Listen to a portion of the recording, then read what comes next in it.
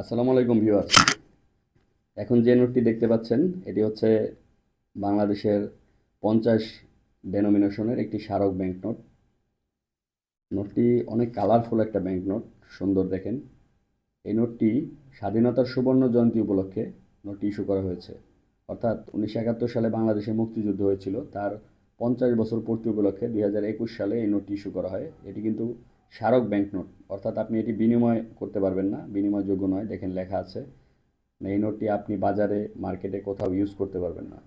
শুধুমাত্র আহ, এটা কমেমোরেটিভ হিসেবে যারা সংগ্রাহক আছে তারা রাখে, এবং বিভিন্ন বড় কর্মকর্তা, সরকারি এবং বিভিন্ন দেশের রাষ্ট্রদূত, এই জাতীয় লোকদের এটা সুবিনিয়র হিসেবে গিফট করা হয়।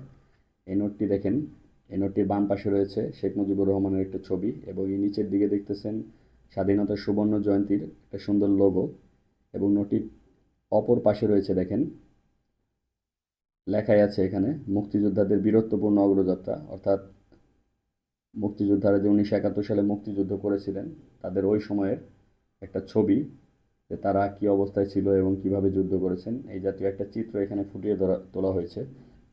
তো এই ভিডিওটি কেমন লাগলো আপনাদের অবশ্যই কমেন্টে জানাবেন, এবং নতুন নতুন ভিডিও পেতে এই ধরনের বিলুপ্ত প্রায় নোট এবং এই ধরনের নতুন নতুন যে স্মারক নোট ইস্যু হয় বা বাংলাদেশে যে ধরনের নোটগুলো ইস্যু হয়, এই ধরনের ভিডিও পেতে অবশ্যই চ্যানেলটি সাবস্ক্রাইব করবেন এবং বেল বাটনে চাপ দিবেন, যাতে আমি পরবর্তীতে নতুন কোনো ভিডিও তৈরি করলে সেগুলো আপনাদের নোটিফিকেশন হিসেবে চলে আসে। আর একটা গুরুত্বপূর্ণ কথা হচ্ছে, এই নোটগুলো নিয়ে ইদানিং অনেকেই ভিডিও করতেছে, যে বলতেছে এটা বাংলাদেশের নতুন 50 টাকা।